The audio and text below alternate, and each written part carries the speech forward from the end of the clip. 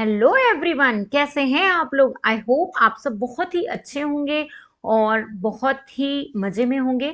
तो चलिए, आज हम आपको 11.4 एक्सरसाइज कंप्लीट करवाने जा रहे हैं। यहाँ पे मेरी 11.4 एक्सरसाइज आज स्टार्ट होगी। मैं यहाँ पे आपको एल्जेब्रा पढ़ा रही हूँ, चैप्टर नंबर 11। चैप्टर नंबर 11 में मैंने ऑलरेडी 11.1 2 3 कंप्लीट करवा ली है। तो जाइए आप भी फटाफट से जाके सारे वीडियोस चेक कीजिए, जो कि आपके लिए बहुत इंटरेस्टिंग और बहुत इंपॉर्टेंट होने वाले हैं, क्योंकि एग्जाम बहुत पास आ रही है। तो ये बहुत ज़रूरी है कि आप जाके सारे वीडियोस चेकआउट कीजिए और उनको बहुत अच्छे से लर्न कीजिए। तो चलिए, मैं आज आपको 11.4 एक्सरसाइज कंप्लीट करवा रही हूँ। तो यहाँ पे मेरी फटाफट से मैं आज की क्लास स्टार्ट करती हूँ। तो चलिए, लेट्स बिगिन। तो यहाँ पे मैं आपको, मेरी वेरी फर्स्ट स्लाइड है। तो चलिए, हमारी वेरी फर्स्ट स्लाइड है यूजिंग एक्सप्रेशन प्रैक्टिकली। अभी तक हमने जो एक्सप्रेशंस देखे थे वहां पे हम देख रहे थे कि वेरिएबल्स को एक्सप्रेशन के फॉर्म में कैसे यूज करना है। अब हम प्रैक्टिकली एग्जांपल्स के थ्रू इनको देखते हैं। So we have already come across practical situation in which expressions are useful.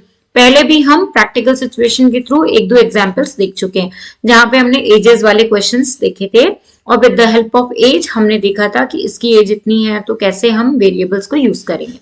तो चलो, यहाँ पे मैं आपको कुछ सिचुएशंस, वेरिएबल का यूज और स्टेटमेंट यूजिंग एक्सप्रेशंस आपको मैं बताती हूँ। वेरी फर्स्ट है, Sarita has 10 more marble than Amina. अब यहाँ पे क्या है, सरिता के पास 10 मोर मार्बल है। किससे? अमीना से। दैट मीन्स हमें ये तो नहीं पता कि अमीना के पास कितने मार्बल्स होंगे, हमें ये पता है कि सरिता के पास 10 मोर मार्बल्स हैं। किससे? अमीना से। तो हम यहाँ पे क्या कर सकते हैं, अमीना के मार्बल x ले लेते हैं कि भाई अमीना के पास x मार्बल होंगे, तो सरिता के पास कितने हो जाएंगे? x plus 10। क्यों? क्योंकि सरिता के पास 10 मोर है। ठीक है, तो इस तरीके से जहां पे हमें ना पता हो कुछ, वहां पे हम एक वेरिएबल की हेल्प से सपोज कर लेते हैं कि भाई उसके पास इतना होगा और जो दूसरा व्यक्ति होगा उसके पास इतना और ज्यादा होगा, कम होगा, ठीक है, ट्वाइस होगा, डिवाइडेड होगा, जो भी होगा, फिर हम उसके हिसाब से उसको यूज करेंगे। नेक्स्ट देखो, यहाँ पे let Amina have x marble, Sarita has x plus 10 marbles. So we have next example, Balu is 3 years younger than Raju. अब यहाँ पे बोला जा रहा है कि जो बालू है वो 3 साल छोटा है। किससे? राजू से। तो यहाँ पे हमारे राजू की एज जो है वो हमें नहीं बताई, तो मतलब राजू की एज कितनी होगी? x होगी, और बालू की एज यहाँ पे कितनी हो जाएगी? क्योंकि वो 3 साल छोटा है तो x माइनस 3। ठीक है, फिर नेक्स्ट है हमारे पास, Vikas is twice as old as Raju.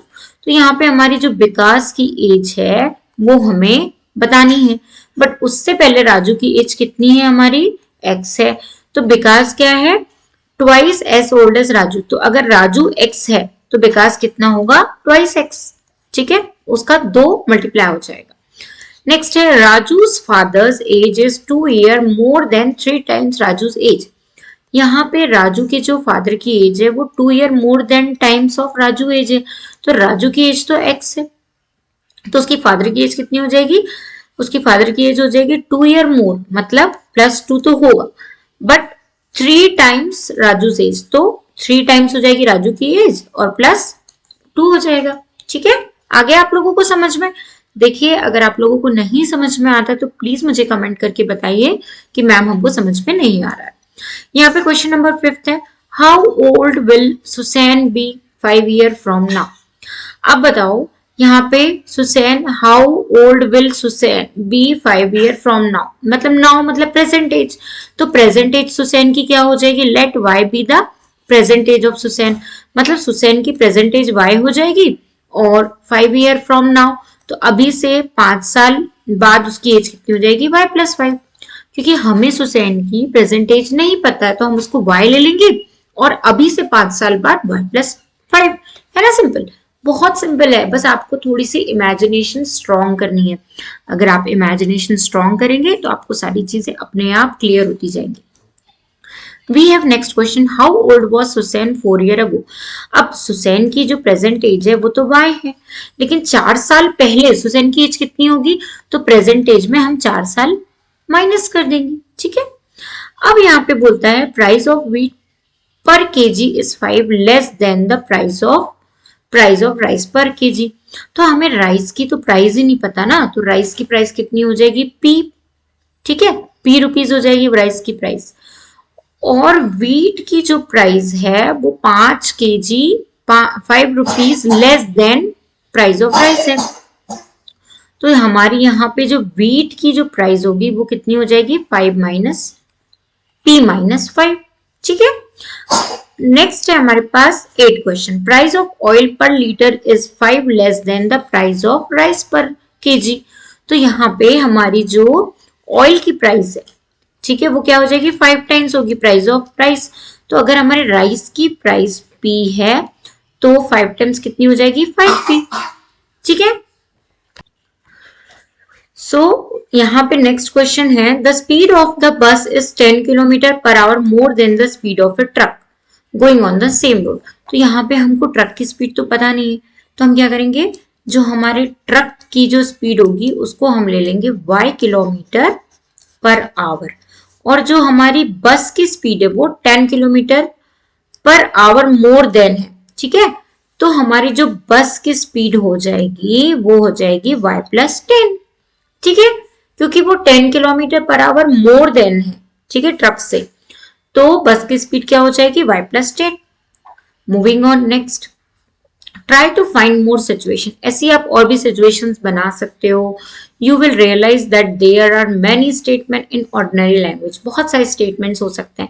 Suppose यहाँ पे मैं बोलती हूँ कि जो राजू है, राजू के पास 5 मोर पेंसिल है।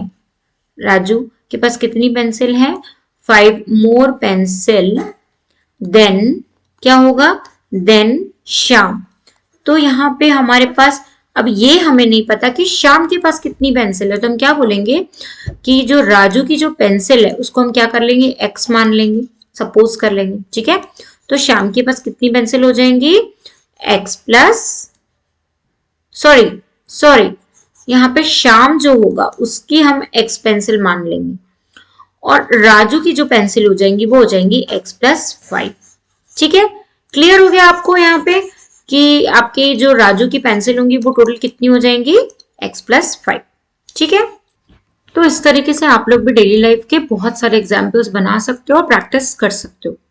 So we have exercise 11.4 now. अब हम 11.4 सॉल्व करेंगे। We have question number 1, answer the following, take Sarita's present age to be y year. यहाँ पे हमें क्या करना है कि सरिता जो है हमारी, सरिता की हमें जो प्रेजेंट एज लेनी है वो लेनी है y ईयर, ठीक है। अब हमारे पास कुछ सिचुएशंस है, उसके अकॉर्डिंग हमें एज बनानी है। वेरी फर्स्ट है हमारे पास फर्स्ट क्वेश्चन में, what will be her age 5 year from now. तो देखो उसकी जो प्रेजेंट एज है वो y ईयर है। अब अभी से 5 साल बाद उसकी एज क्या होगी, तो y प्लस 5 ईयर हो जाएगी, ठीक है।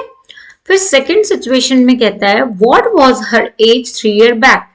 तो 3 साल पहले उसकी एज कितनी होगी, तो प्रेजेंट एज उसकी y है -3 हो जाएगी, ठीक है। फिर हमारे पास है third question, Sarita's grandfather is 6 times her age. Sarita के जो ग्रैंडफादर हैं वो उसकी एज के 6 टाइम्स है, तो वो 6y हो गए। What is the age of her grandfather, तो ग्रैंडफादर की एज कितनी हो जाएगी 6y हो जाएगी, ठीक है। अब ग्रैंडमदर की बारी आई। Grandmother is 2 year younger than grandfather. What is the grandmother's as.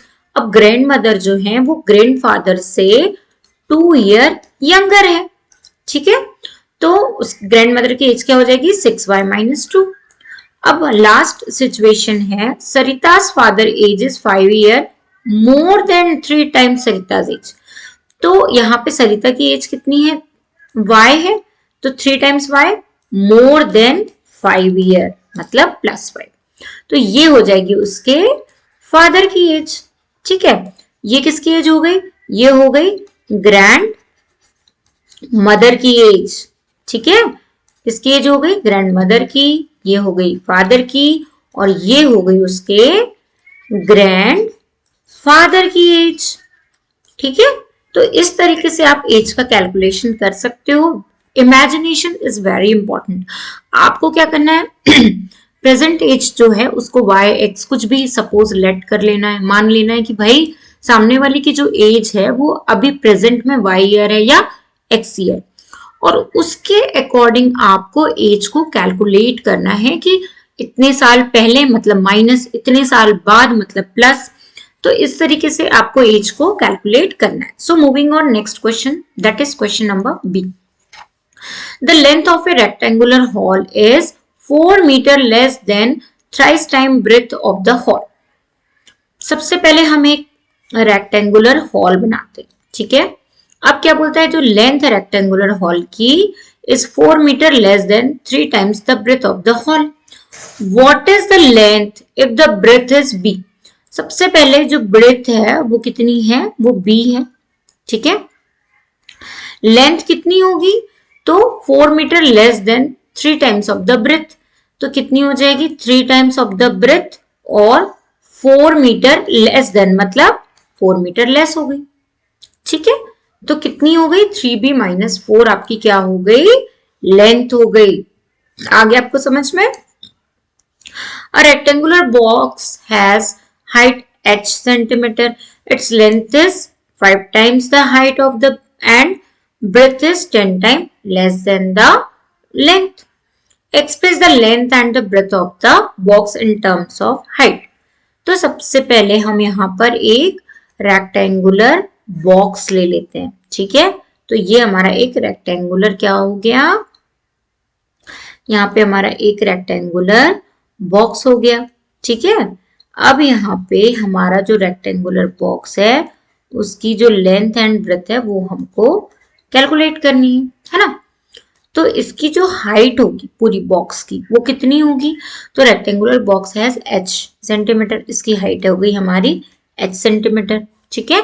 Its length is 5 times, इसकी जो लेंथ है वो 5 टाइम्स हो गई हाइट की, तो यहाँ पे रेक्टेंगुलर बॉक्स की जो लेंथ है वो हो गई 5h, ठीक है।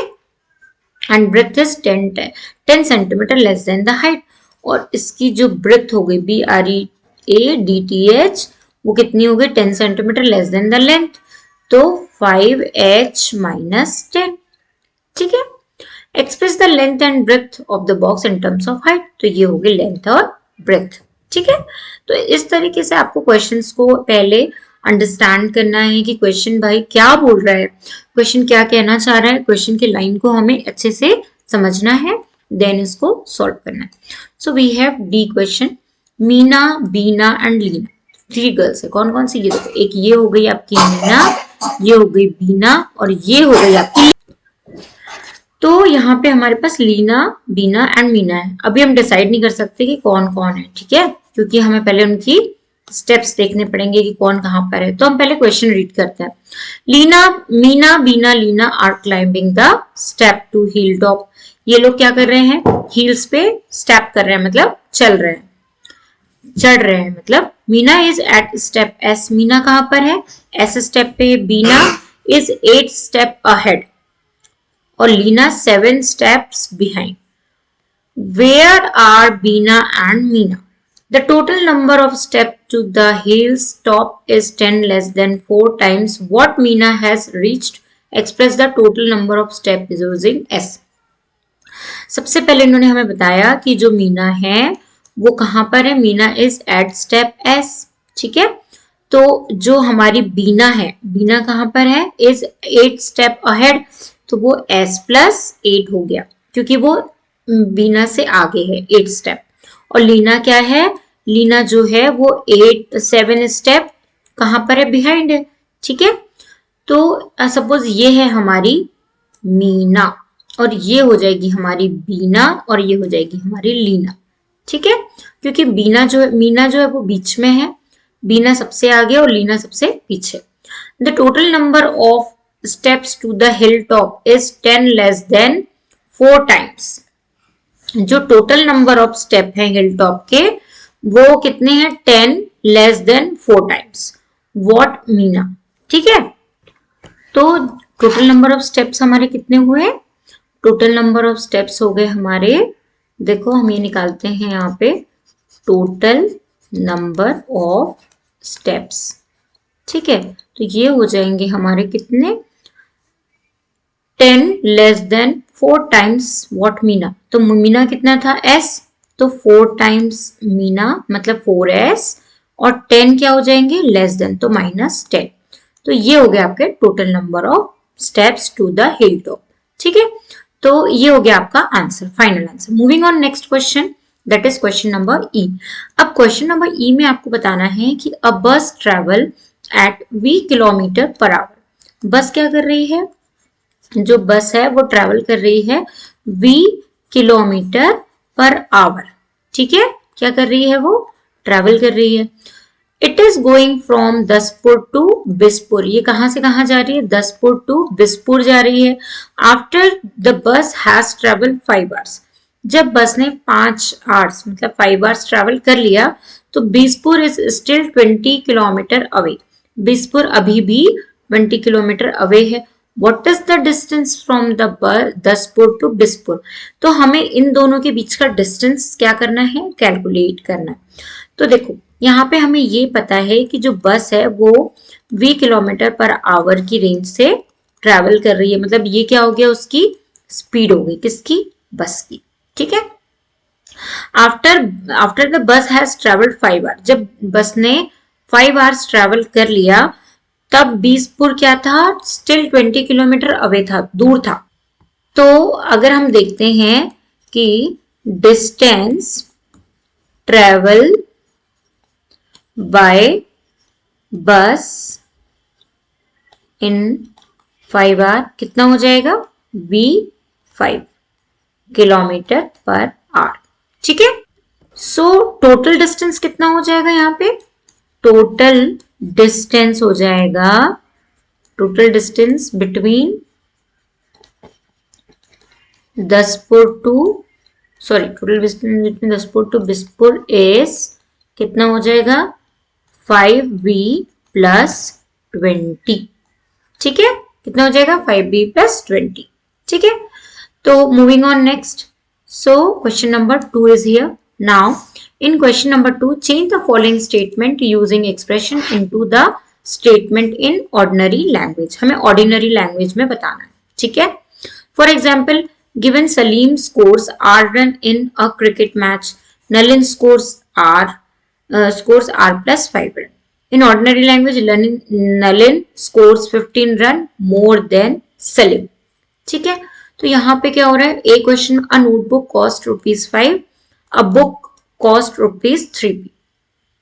तो यहाँ पे क्या बता रहा है कि जो नोटबुक है उसकी जो कॉस्ट है वो 5 रुपए है, सॉरी ₹p है, और बुक की जो कॉस्ट है वो 3p है। ठीक है, तो कैसे बनेगा हमारा एक्सप्रेशन, बनेगा the cost of book is ₹3 times cost of notebook. ठीक है, ऐसा हो जाएगा। ठीक है, next question is B. Tony puts q marble on the table, he has 8 q marbles in his box. ठीक है, तो हम क्या बोल सकते हैं कि Tony has 8 times marble as he put on the table। ठीक है, तो क्या हो जाएगा, Tony has 8 times marble as he put on the table। ठीक है, सी क्या हो जाएगा, our class has n student, the school has 20 n student. तो क्या हो जाएगा, the school has 20 times student as in the class of students. ठीक है, आगे समझ में। So moving on next, that is C, ये तो हो गया।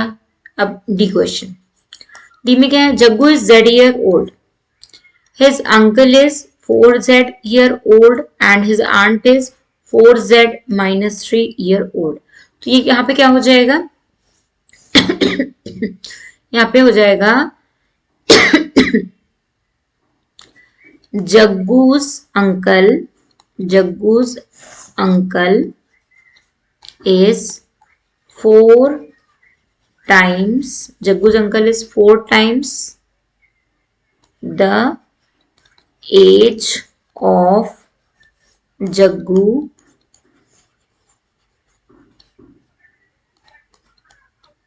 who is Z-year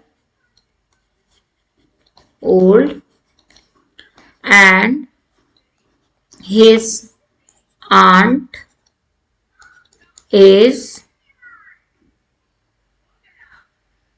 3 year younger than his uncle। है ना सिंपल, बहुत सिंपल है, आप लोग बस बना के देखिए, वेरी वेरी इजी है, बस इसमें समझने की बात है। In an arrangement of dots there are rows, each row contain 5 dots। ठीक है, तो हम इसको बना सकते हैं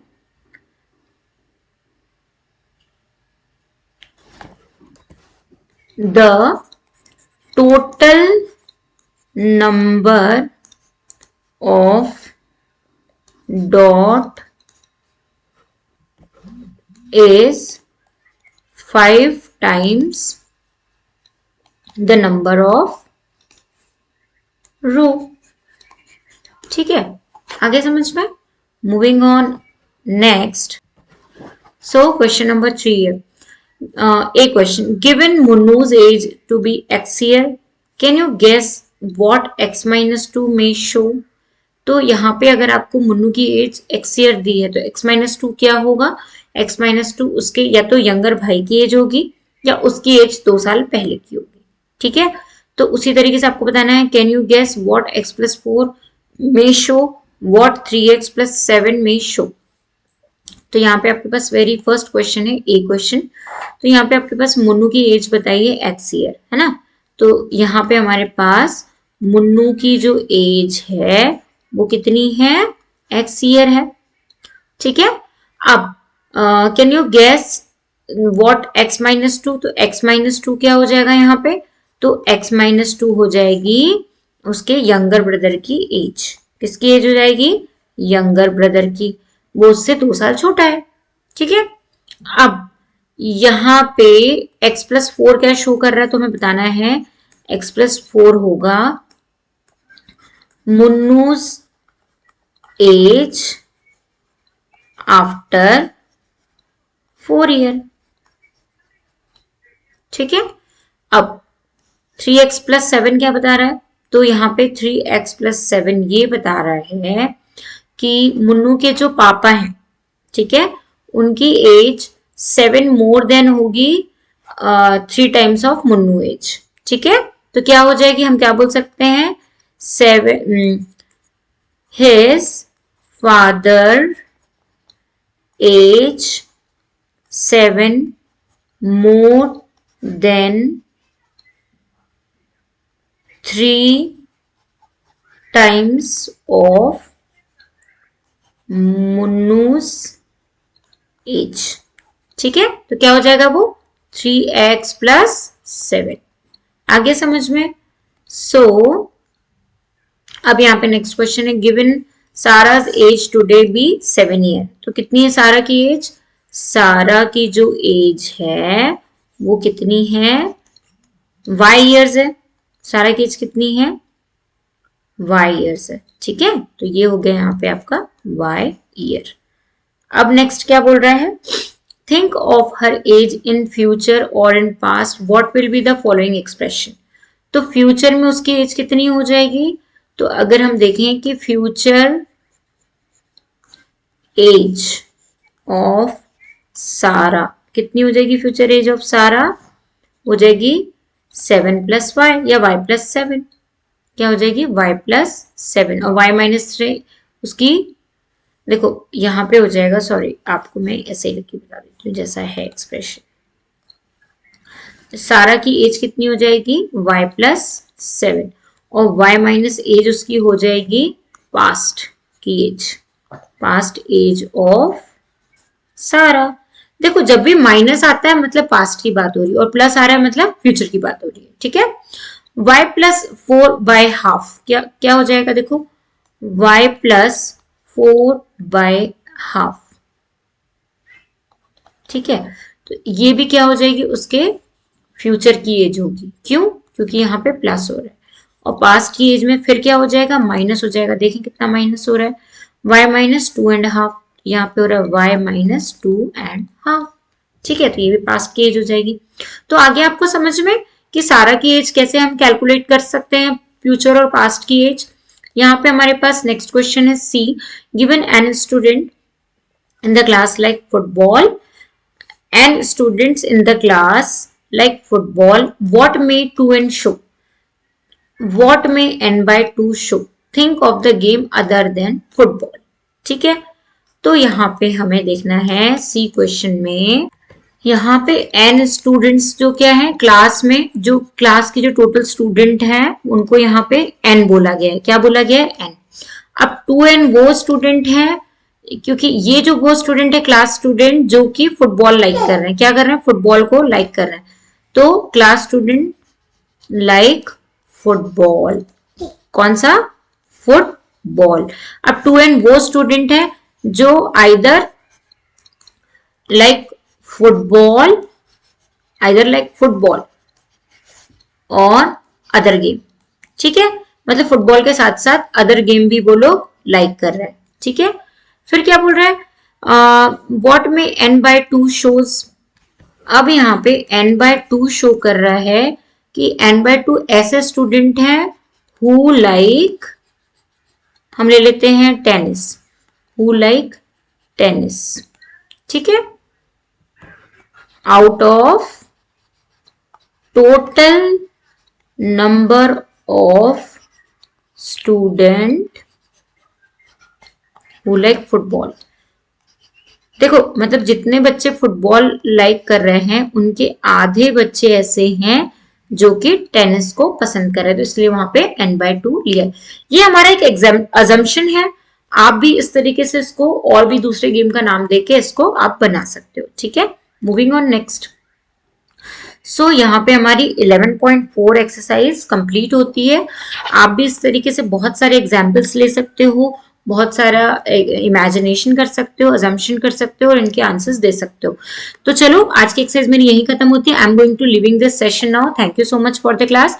और अगर मेरा वीडियो अच्छा लगता है तो उसको लाइक करिए, सब्सक्राइब कीजिए चैनल को, और जितना ज्यादा हो सके अपने फ्रेंड्स के साथ शेयर कीजिए। So thank you so much, bye bye.